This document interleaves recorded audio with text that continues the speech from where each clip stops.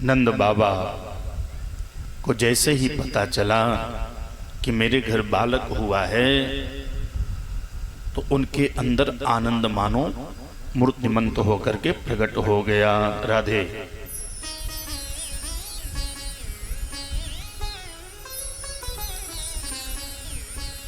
नंदस्त्वात्मज उत्पन्ने जाता हलादो महामनः। आइए दो चार श्लोकों का हम नंदोत्सव का पाठ करके उसी नंदोत्सव में हम प्रवेश करें। नंदस्त्वात्मज उत्पन्ने जाता हलादो महामना। नंदस्त्वात्मज उत्पन्ने जाता हलादो महामना। आहूय विप्रान् वेदज्ञान् स्नातः सुचिरलं कृतः। श्री राम जय राम जय जय राम, श्री राम जय राम जय जय राम। नंदस्त्वात्मज उत्पन्ने जाता हलादो महामना। श्री राम जय जय राम, श्री राम जय जय राम। आहूय विप्रान् वेदज्ञान् स्नातः सुचिरलं कृतः। श्री राम जय जय राम, श्री राम जय जय राम। आचयित्वा स्वस्तयनं जातकर्मात्मजस्य वै। श्री राम जय जय राम, श्री राम जय जय राम। वाचयित्वा स्वस्तयनं जातकर्मात्मजस्य वै। श्री राम जय राम, श्री राम जय जय राम। कारयामास विधिवत् पितृदेवार्चनं तथा। श्री राम जय राम, श्री राम जय जय राम। धेनूनां नियुते प्रादात् विप्रेभ्यो समलं कृते। श्री राम जय राम, श्री राम जय जय राम। धेनूनां नियुते प्रादात् विप्रेभ्यो समलं कृते। श्री राम जय राम, श्री राम जय राम। तिलाद्रि सप्तरत्नौघां काचकुम्भाम्बरावृत। श्री राम जय राम, श्री राम जय जय राम। राम नंदस्त्वात्मज उत्पन्ने जाता हलादो महामना। श्री राम जय राम, श्री राम जय जय राम। राम नंदस्त्वात्मज उत्पन्ने जाता हलादो महामना। श्री राम जय राम, श्री राम जय जय राम। आहूय विप्रान् वेदज्ञान् स्नातः सुचिरलं कृतः। श्री राम जय राम, श्री राम जय जय राम। आहूय विप्रान् वेदज्ञान् स्नातः सुचिरलं कृतः। श्री राम जय राम, श्री राम जय राम। श्री राम जय जय राम, श्री राम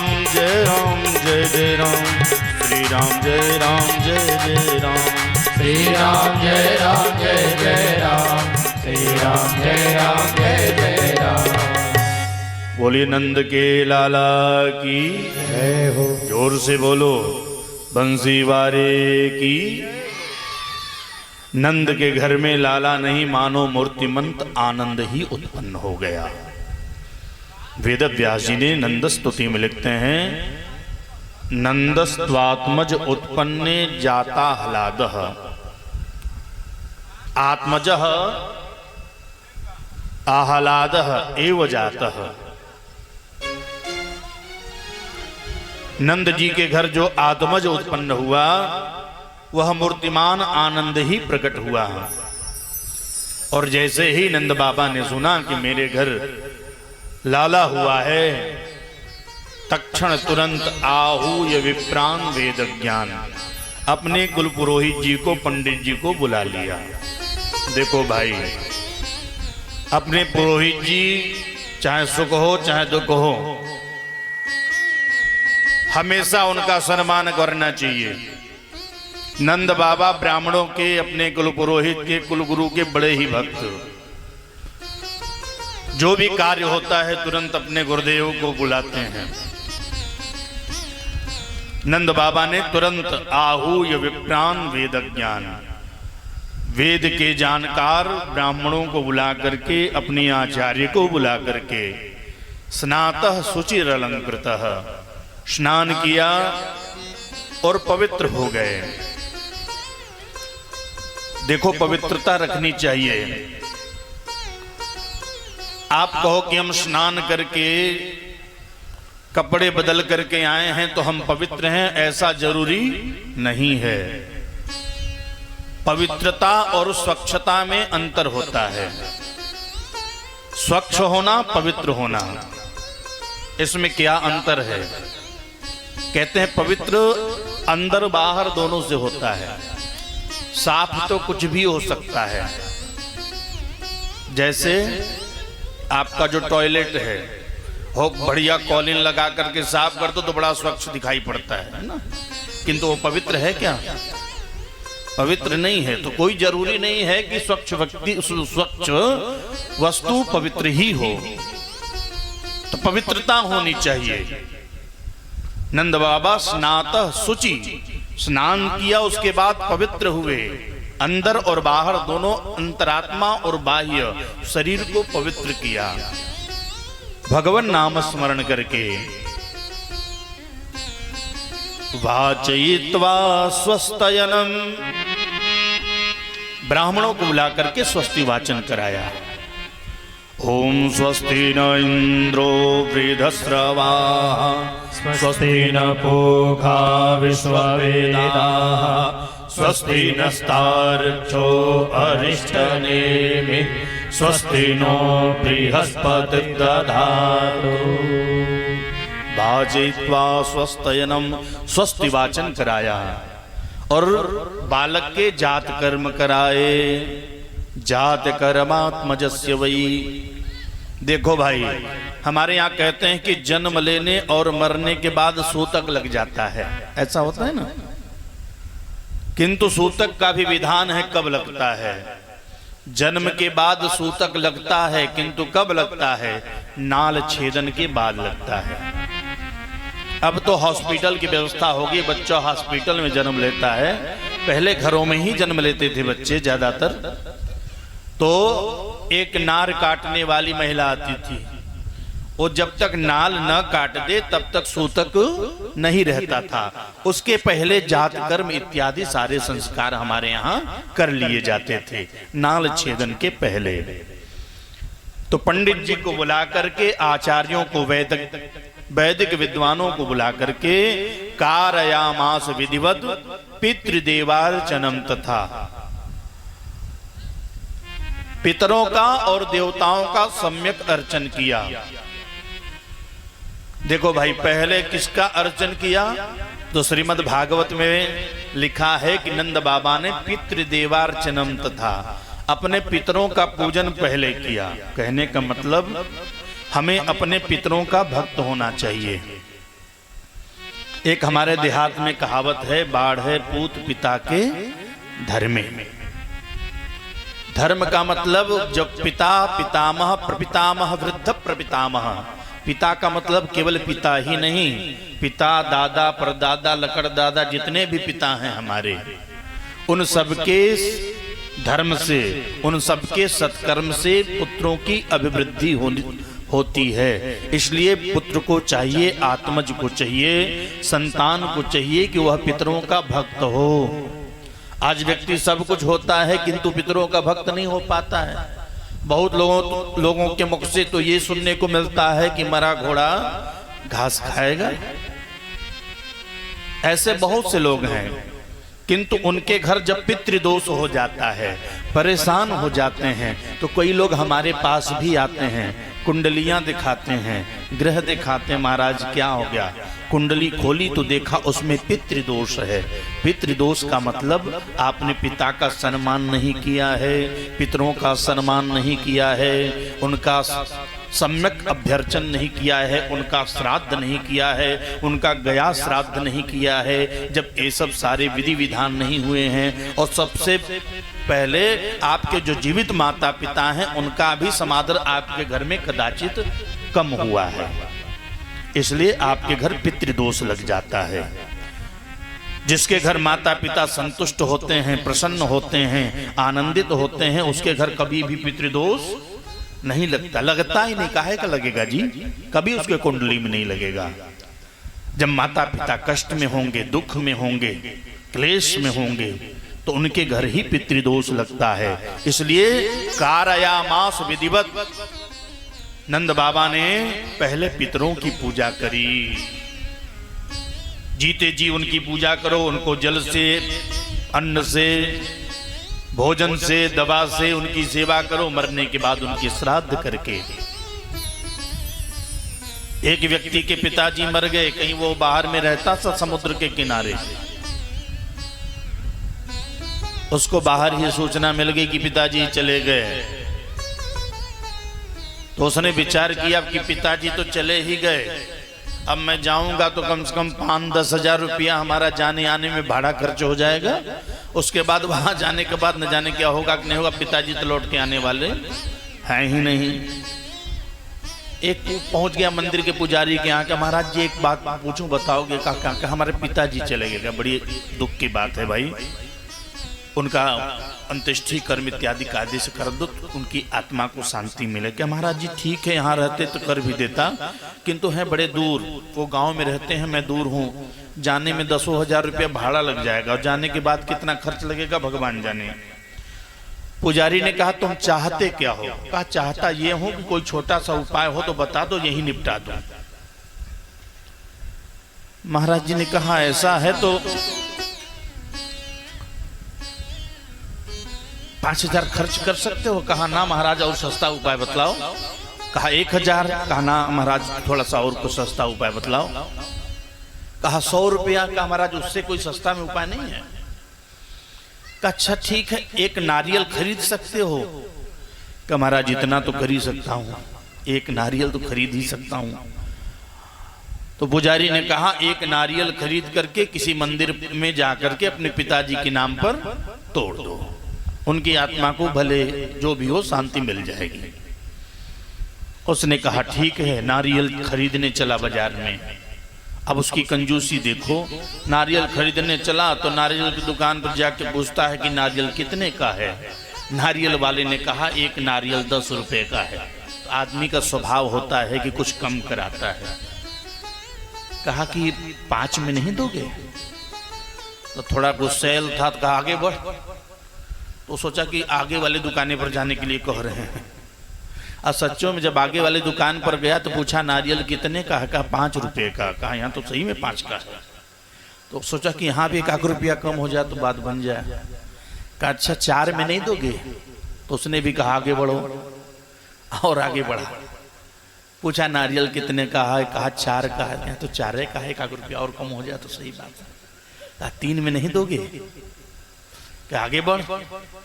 आगे बढ़ा तो पूछा कितने का? कहा 2 रुपये का। कहा यहाँ तो सही है, किंतु 1 रुपया और कम हो जाए तो बात सही हो जाए। कहा 1 रुपया नहीं दोगे? कहा आगे बढ़। आगे बढ़ा, पूछा नारियल कितने का? कहा 1 रुपये का। यहाँ ठीक है। क्या महाराज कुछ और कम नहीं होगा? फ्री में वाला कोनो हिसाब किताब नहीं है? कहा है। कहा कहाँ? आंख चमक गई उसकी। कहाँ है? कहा आगे चले जाओ, बगीचा है। अब बगीचा में खूब नारियल का पेड़ है, तोड़ लो, का बूटे तोड़ लेना, फ्री में मिल जाए। वो बड़ा अच्छा लगा कि फ्री वाला उपाय है। वो चल गया बगीचा में। नारियल के पेड़ पर चढ़ना तो आता नहीं, सबको चढ़ना भी नहीं आता नारियल के पेड़ पर, बड़ा चिकना पेड़ होता है, किंतु 5 रुपया बचाना है तो चढ़ना पड़ेगा। वो चढ़ गया किसी प्रकार अपना, और चढ़ गया, एक नारियल तोड़ लिया। और जैसे ही नारियल तोड़ा तैसे उसका पैर फिसला, लटक गया उसी में नारियल पकड़ करके। अब नारियल पकड़ करके नारियल के पेड़ पर लटका हुआ है।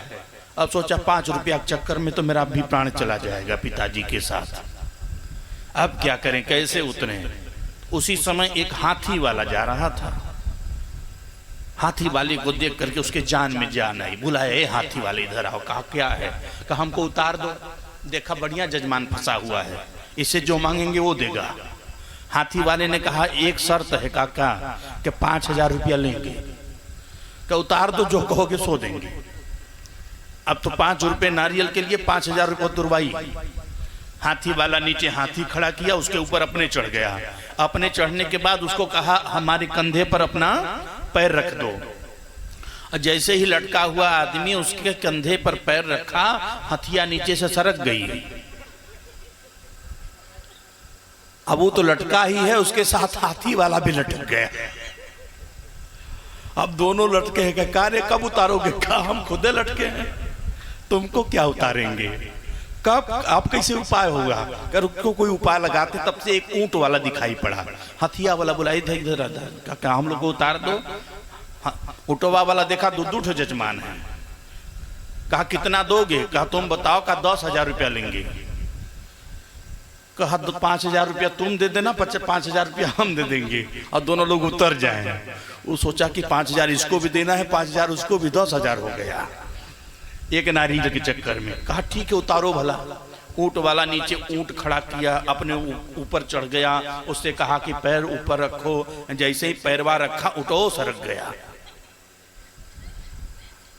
कैठ लटके, 3 लटक गया और लटकाएं।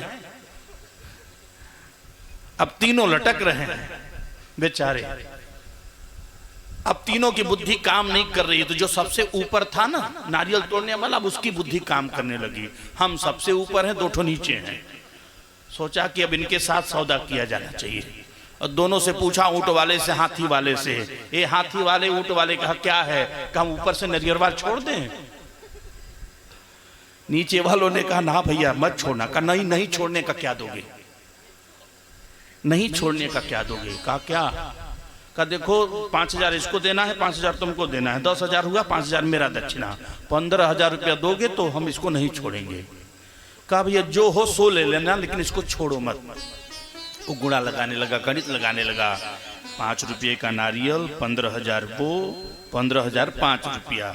पिताजी के मरने के बाद बिना हर्रे फिटकरी के मिल गया। और सोच सोच करके उसको बड़ा आनंद आया, ताली बजाने लगा। ताली बजाने लगा, समझिए आ गया नीचे।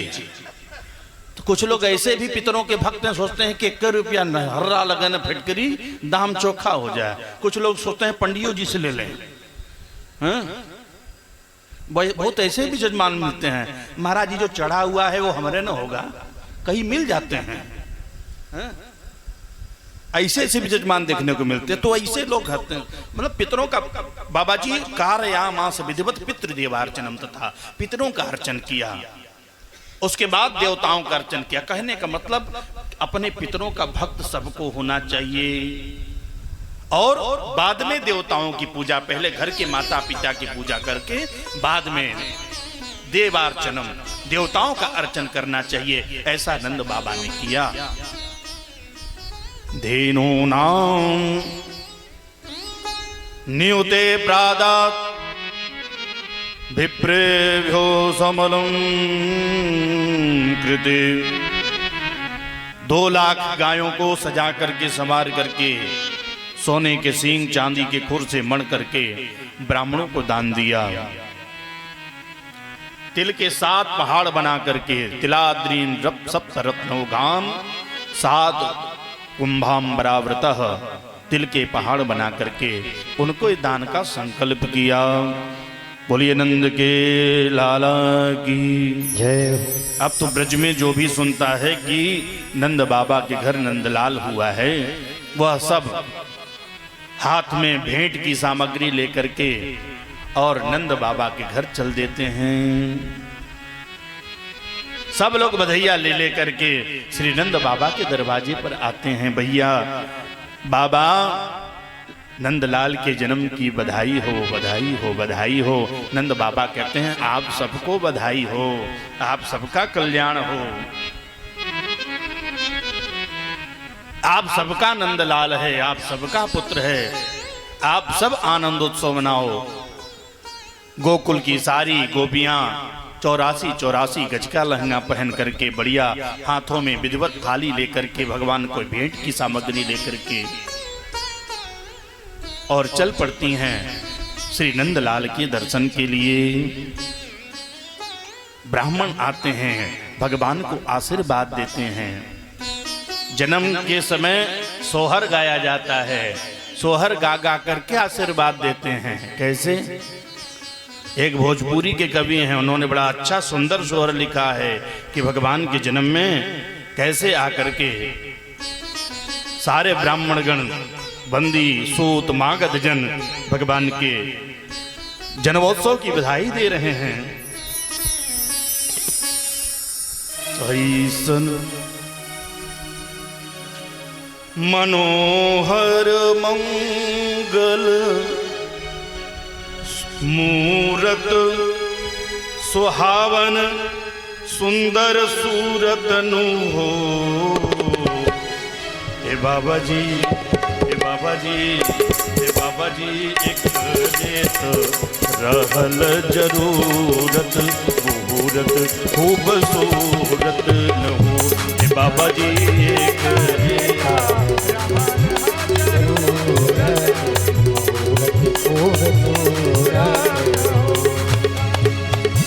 ऐसन मनोहर मंगल मूरत सुहावन सुंदर सूरत नु हो। ऐसन मनोहर मंगल मूरत सभी लोग हे राम जी, हे बाबा जी, हे बाबा जी, एक रेता रहल जरूरत, मुहूर्त खूबसूरत नो। हे बाबा जी,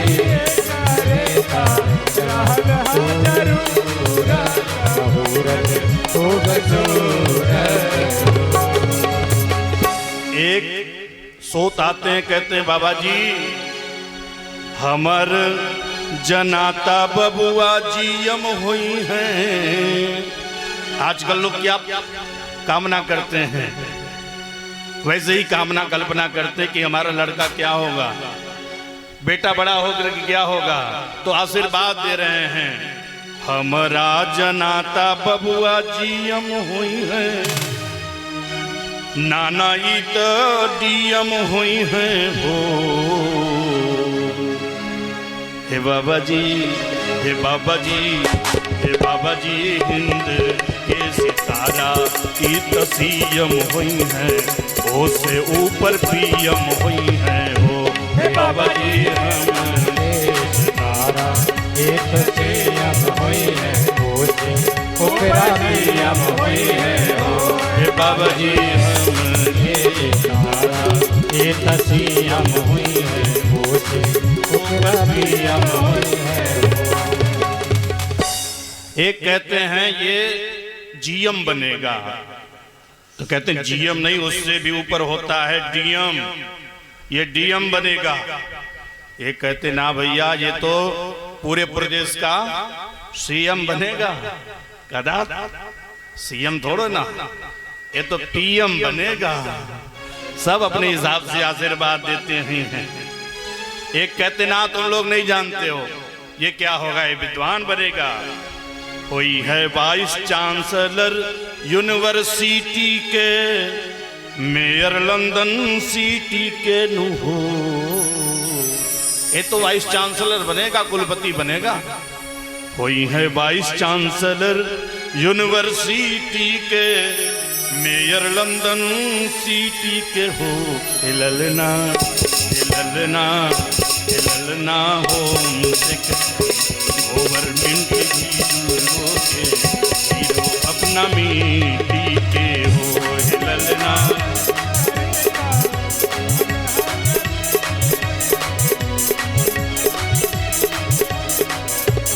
कहते हैं ये वाइस चांसलर बनेगा, कहते नहीं ये लंदन का मेयर बनेगा। ये कहता नहीं जी सिनेमा का हीरो बनेगा, सलमान खान।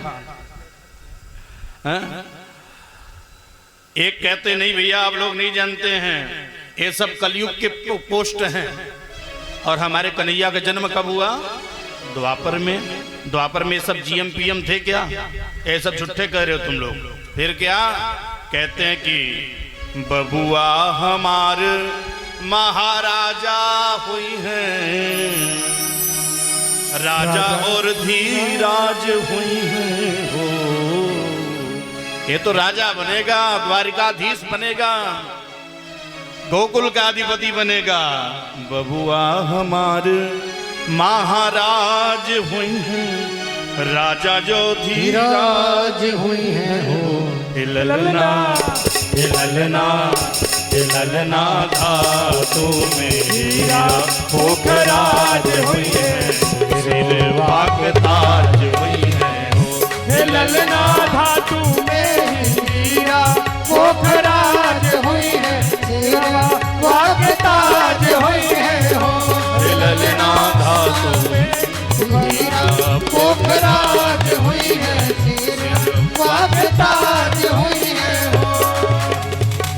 तब तक आ गए पंडित जी, मुनि बाबा। मुनि बाबा कहते ना जी, ये तो और ही कुछ बनेगा। क्या बनेगा भाई? हम ज्ञानियों के सानिध्य में आएगा। मुनि बाबा ईसन बबुआ ज्ञानी हुई हैं, एक ज्ञानी बनेगा, विद्वान बनेगा, बुद्धिमान बनेगा। कहते हैं मुनि बाबा ईसन बबुआ ज्ञानी हुई हैं, राजा जी ऐसन दानी हुई है हो। ललना अखिल मंडल राजधानी हुई है, बाबा पे खानदानी हुई है हो। ललना अखिल भूमंडल राजधानी हुई है, बाप ऐसन दानी हुई है हो। ललना अखिल भूमंडल राजधानी हुई है, बाप ऐसन दानी हुई है हो।